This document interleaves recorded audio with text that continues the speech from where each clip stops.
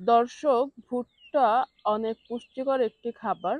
তো ভুট্টা কিভাবে প্রসেসিং করে, কিভাবে ভুট্টা তো সবসময় কৃষকরা ছোলা সহ তারপরে তুলে ফেলে। এরপরে কিন্তু সেই ছোলাগুলো আমরা একদম ক্লিন পাই। ছোলাগুলো আর থাকে না, আমরা জাস্ট ভুট্টাটা পাই।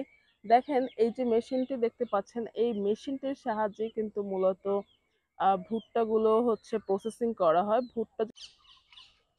দর্শক, এবারে আমরা দেখব ভুট্টাগুলোকে কিভাবে ভাঙিয়ে গুঁড়া করা হয়। আমরা জানি যে ভুট্টা গুঁড়া দিয়েই কিন্তু আমরা রুটি খেতে পারি, ময়দা বা আটা তৈরি করা হয়। দেখেন এই মেশিনটির সাহায্যে খুব সহজে ভুট্টা একদম ভাঙিয়ে ফেলা হয় এবং একদম খাওয়ার উপযুক্ত।